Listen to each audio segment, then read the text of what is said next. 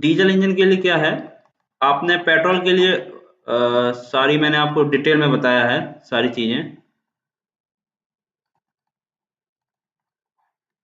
ठीक है। तो डीजल के लिए क्या है, इसके नोट्स मैं आपको प्रोवाइड कर दूंगा। डीजल के लिए इतना डिटेल में नहीं पढ़ना है आपको, ठीक है। तो इसमें जैसे डीजल इंजन के लिए मैं बता देता हूँ, पहला है नॉक कैरेक्टरिस्टिक। नॉक कैरेक्टरिस्टिक ये सब आप जानते हैं, अगर आपको याद होगा कि इसी से रिलेटेड होता है C10 नंबर।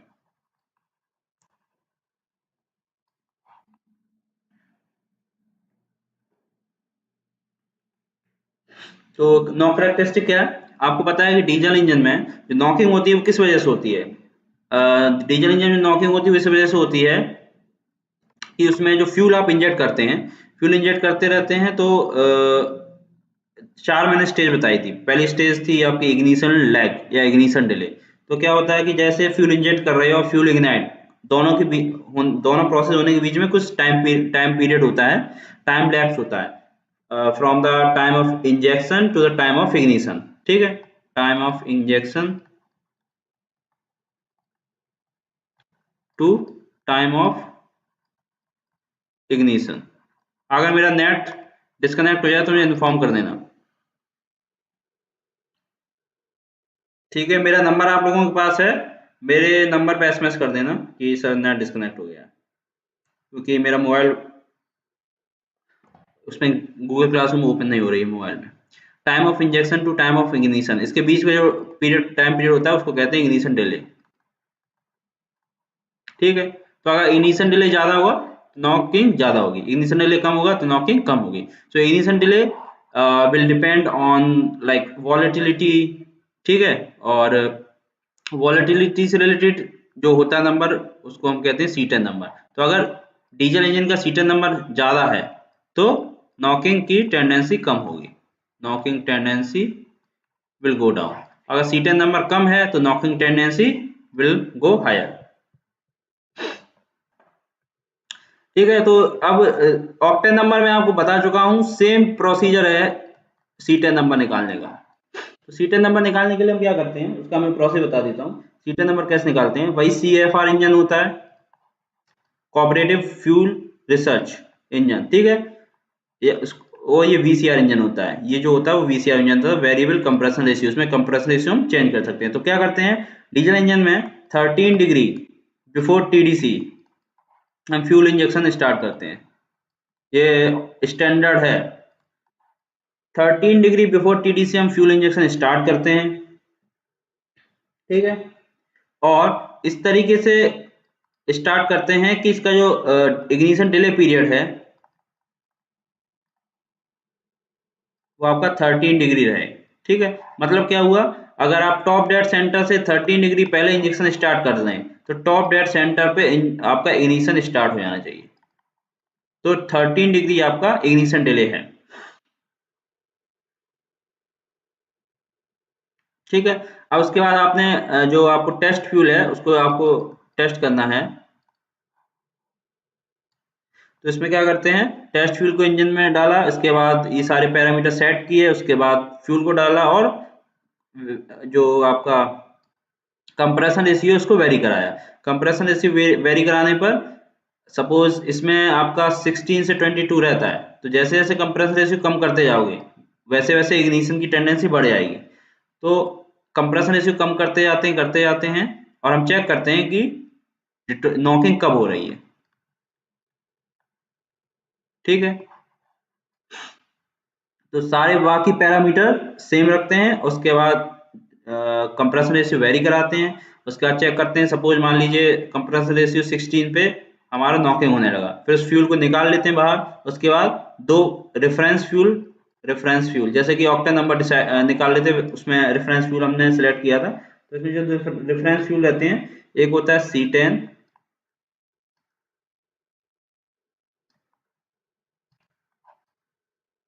देखिए ऑक्टेन नंबर डिसाइड होता है ऑक्टेन से, iso octane. C10 number decide होता है परसेंटेज ऑफ C10 पर। तो इसमें C10 फ्यूल होता है और एक होता है अल्फा मिथाइल नेफ्थलीन।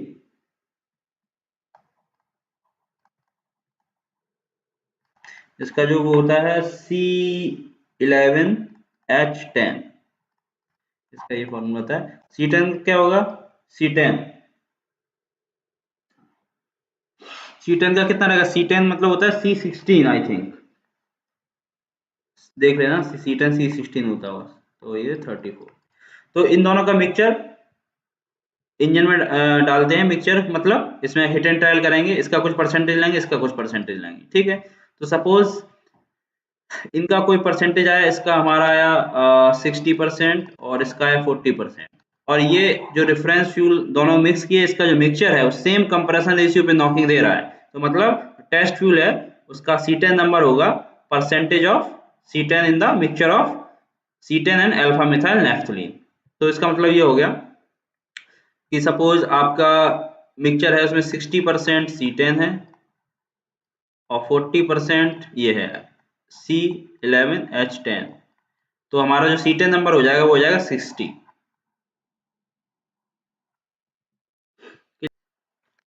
तो C10 नंबर की मैंने आपको, जैसे ऑक्टेन नंबर मैंने आपको डिटेल में बताया था, वैसे C10 नंबर है। तो इतना क्लियर हो गया होगा आई थिंक, ठीक है। इसमें इतना और डीप में जाने की जरूरत नहीं है, मैं मुझे पता है कि क्या क्या पूछा जा सकता है। अगर डीजल फ्यूल की कैरेक्टरिस्टिक है तो मैं पहला है नॉक कैरेक्टरिस्टिक, ठीक है, जो डिपेंड करेगा C10 नंबर पे। सेकंड है वोलेटिलिटी। इसमें एक चीज और बता देता हूँ, या C10 नंबर और ऑक्टेन नंबर, अब जो जिसका C10 नंबर ज्यादा है, वो सपोज कोई फ्यूल है जिसका C10 नंबर है 70, ठीक है, तो it is a good diesel fuel.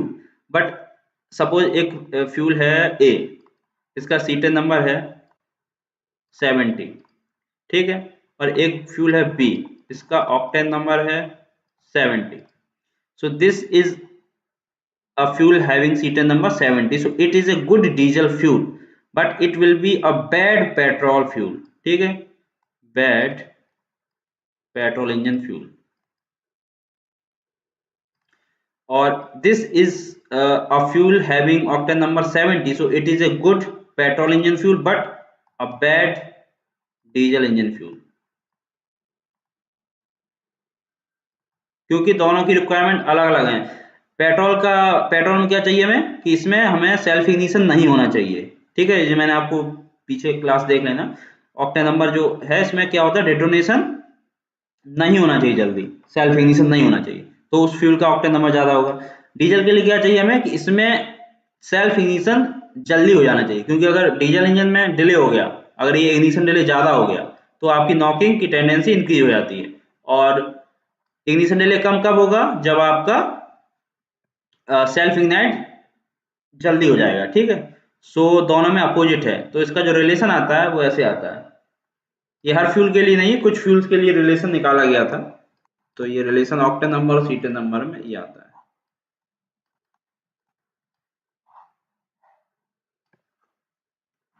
तो सपोज ऑक्टेन नंबर अगर यहाँ पे मैं रख दूं 74, तो कितना आएगा C10 नंबर? 74 26 30 डिवाइड बाई 2.75, इसको निकालोगे कितना आएगा, चेक करिए, मैं कैलकुलेट करके बताता हूँ आपको। मेरा नेट डिस्कनेक्ट होने वाला है, ठीक है, तो आप लोग बता देना एक बार। इसको मैं कैलकुलेट कर लूँ कितना आ रहा है। 30 डिवाइड बाई 3, ओके सॉरी 2.75, ये आ रहा है 11।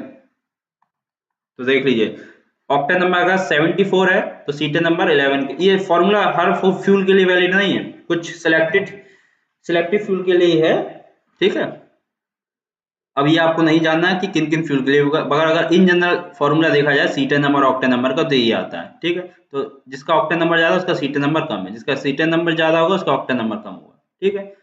सो एक क्वेश्चन आता है कि अगर डीजल इंजन में पेट्रोल डाल दिया जाए, पेट्रोल इंजन में डीजल डाल दिया जाए, तो क्या होगा। तो ये आप लोग, मैं इसको नेक्स्ट क्लास में पूछूंगा, आप लोग उसको पढ़ के आइए कि what will happen if we add diesel fuel in petrol engine and if we add petrol fuel in diesel engine। तो इसका एक मैं छोटा सा हिंट दे देता हूँ इस ऑक्टेन नंबर से आपको पता चल जाएगा। पेट्रोल इंजन में क्या होता है, उसमें सेल्फ इग्निशन नहीं होना चाहिए, तो पेट्रोल का सेल्फ इग्निशन टेम्परेचर होता है 280 से 300 के पास, और डीजल इंजन का होता है 200 के आसपास सेल्फ इग्निशन टेम्परेचर। तो अगर आपने डीजल फ्यूल पेट्रोल इंजन में डाल दिया तो इसका सेल्फ इग्निशन टेम्परेचर कम है, तो क्या होगा, हो सकता है कि स्पार्क जनरेट होने से पहले ही इग्नाइट हो जाए, तो प्री इग्निशन की प्रॉब्लम आ जाएगी, क्योंकि जैसे कंप्रेस करोगे आप वैसे इग्नाइट कर जाएगा, क्योंकि इसका सेल्फ इग्निशन टेम्परेचर कम है। ठीक है, तो हो सकता है प्री इग्निशन की प्रॉब्लम आ जाए, और प्री इग्निशन नहीं आता है तो डिटोनेशन तो बहुत होगा, क्योंकि ये सेल्फ इग्नाइट बहुत जल्दी करता है। अब अगर आप पेट्रोल को, इस high self ignition temperature fuel को डीजल में डाल दोगे तो क्या होगा, इसका टेम्परेचर सेल्फ इग्निशन टेम्परेचर बहुत ज़्यादा है, तो हो सकता है कि ये बर्न ही ना, सेल्फ इग्नाइट ही ना हो, और अगर सेल्फ इग्नाइट हो भी रहा है तो आपका बहुत डिफिकल्ट होगा इसको सेल्फ इग्नाइट करना, क्योंकि इसका सेल्फ इग्नाइट टेम्परेचर बहुत ज़्यादा है, तो उसको आपको कंप्रेशन रेशियो बहुत ज़्यादा करना पड़ेगा, और अगर सेम कंप्रेशन रेशियो में डाल रहे हो तो हो सकता है कि आपका इंजन स्टार्ट हो फिर बंद हो जाए, फिर स्टार्ट हो फिर बंद हो जाए, क्योंकि ये सेल्फ इग्नाइट नहीं होगा। तो ये मैंने हिंट दे दिया है, ये क्वेश्चन इंटरव्यू में बहुत पूछा जाता है, तो इसको आप इसको और इसमें देखना और क्या क्या पॉसिबिलिटी हो सकती है और क्या क्या रीजन है, इसका मैंने हिंट दे दिया है कि अगर डीजल मेन है सेल्फ इग्निशन टेम्परेचर। ठीक है, तो पेट्रोल इंजन में अगर डीजल डाल दोगे तो प्री इग्निशन की प्रॉब्लम रहेगी, डिटोनेशन बहुत ज़्यादा होगा। ठीक है, लेकिन इंजन वर्क करेगा, लेकिन अगर डीजल को आपने पेट्रोल में डाल दिया, सॉरी पेट्रोल को अगर डीजल में डाल दिया, डीजल इंजन में, तो इसका सेल्फ इग्निशन टेम्परेचर बहुत ज़्यादा होता है, तो वन पॉसिबिलिटी है कि आपका इंजन में नॉट स्टार्ट प्रॉपरली, और if it starts then it will go for some distance and it will stop, then it will go for some distance और it will stop। ठीक है, तो और इसका अच्छे से आंसर आप लोग पढ़ के आइएगा, और मैं नेक्स्ट क्लास में इसको पूछूंगा कि क्या क्या रीजन है। उसके बाद वोलेटिलिटी, आपको पता है कि डीजल इंजन इंजेक्ट किया जाता है, डीजल इंजन में फ्यूल, तो फ्यूल इंजेक्ट करोगे तो एटोमाइजेशन, वेपोराइजेशन, ये मैंने आपको बताया था, 3 प्रोसेस होते हैं, मिक्सिंग, उसके बाद इग्निशन होता है। तो फ्यूल इतना वोलेटाइल होना चाहिए कि उसको वेपोराइज होने में ज़्यादा टाइम ना लगे, अगर ज़्यादा टाइम लग जाएगा तो फिर इग्निशन डिले है, जो ये टाइम पीरियड बढ़ जाएगा, इग्निशन डिले बढ़ जाएगा तो नॉकिंग होने लगेगी। ठीक है, so it should be sufficient volatile to get evaporized, and then it will get mixed with air and then it will ignite। so volatility में इसमें पेट्रोल इंजन की तरह इतना कोई डिटेल में नहीं पढ़ाना है, जैसे मैंने आपको पेट्रोल इंजन में 3 बताए थे, front end volatility, mid range volatility and tail end volatility. ठीक है, क्योंकि इसमें फ्यूल इंजेक्ट कराते हो आप, इसमें पहले से फ्यूल प्रोवाइड नहीं करते हो। ठीक है, सो इसकी जो वोलेटिलिटी है वो इतनी हाई होनी चाहिए कि वो तुरंत वेपोराइज हो जाए, अगर वेपोराइज नहीं हो पाएगा तो फिर इग्निशन डिले पीरियड इंक्रीज कर जाएगा। तो फ्लैश पॉइंट और fire point, third is cloud point, and fourth pour point. ये 4 पॉइंट होते हैं रिलेटेड टू एनी फ्यूल। ये 4 पॉइंट में आपका शायद फ्लैश पॉइंट और fire point last IC engine के एग्जाम में पूछा गया था, तो इसको मैं एक बार बता देता हूँ आपको। Flash point, fire point, cloud point, pour point क्या होता है। ठीक है, तो ये किसी की फ्यूल के लिए डिफाइन किया जाता है, लेकिन मेनली ये डीजल के लिए पूछा जाता है।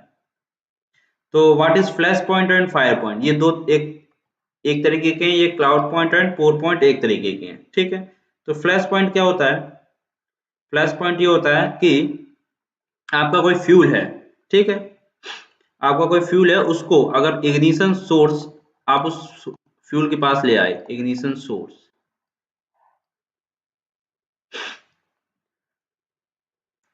तो flash point is the lowest temperature of the fuel at which its vapor will ignite if an ignition source is present। ये इसकी डेफिनेशन है, तो मैं लिख देता हूं, flash point is the lowest temperature, ये सारे टेम्परेचर हैं, flash point temperature, fire point temperature, cloud point temperature, pour point temperature. Screen आप दिख रही है? हाँ। Flash point is the lowest temperature at which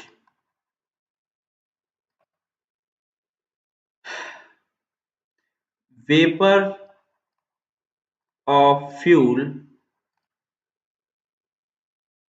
will ignite if an ignition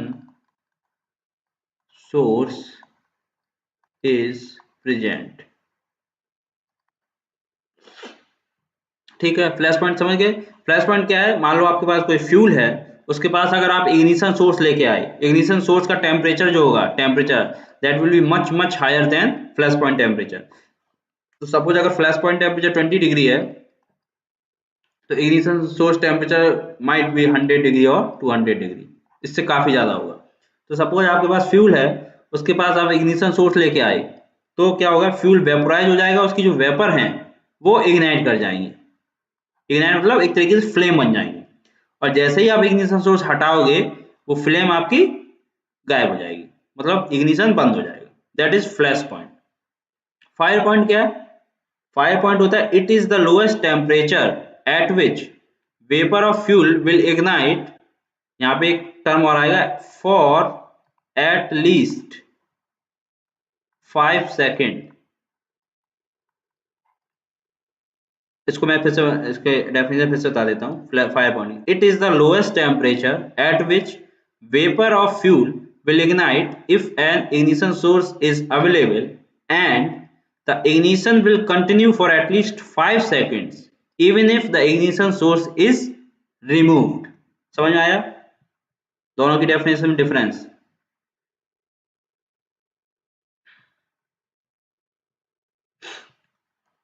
fire point की definition क्या है और फ्लैश पॉइंट में डिफरेंस यही होता है कि फायर पॉइंट में क्या होता है, आप इग्निशन सोर्स हटा दिया आपने, उसके बाद भी 5 सेकंड्स तक आपकी जो फ्लेम है वो सस्टेन करेगी।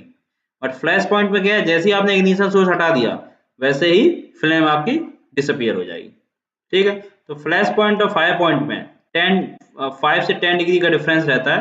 तो सपोज अगर फ्लैश पॉइंट आपका 20 डिग्री है, तो फायर पॉइंट होगा 25 और 30 डिग्री, 5 से 10 डिग्री का डिफरेंस होता है। Fire point is 5 to 10 degree higher than flash point. ठीक है, अब क्लाउड पॉइंट क्या होता है? ये दोनों एक तरीके के हैं, cloud point and pour point. Cloud point ये होता है कि आपका cloud point temperature is the lowest temperature at which the wax content of the fuel will be separated from the liquid fuel। तो क्लाउड पॉइंट टेम्परेचर क्या है? इस temperature पे it is the lowest temperature.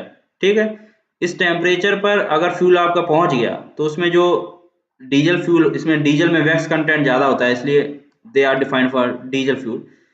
तो diesel में क्या होता है, कुछ सॉलिड टाइप का वैक्स मटेरियल बन जाता है, ठीक है, और वो लिक्विड से सेपरेट हो जाएगा, that is called wax content. so it is the temperature at which or below which the wax content of the oil separates in the form of solid। अब ये क्या करता है? ये हो सकता है कि आपका फ्यूल पाइप में ये अगर सॉलिड कंटेंट हो गया, तो फ्यूल पाइप में चोकिंग हो जाएगी, लिक्विड फ्लो ही नहीं कर पाएगा। और पोर पॉइंट क्या होता है? इस पे क्या है कि पूरा का पूरा फ्यूल जो है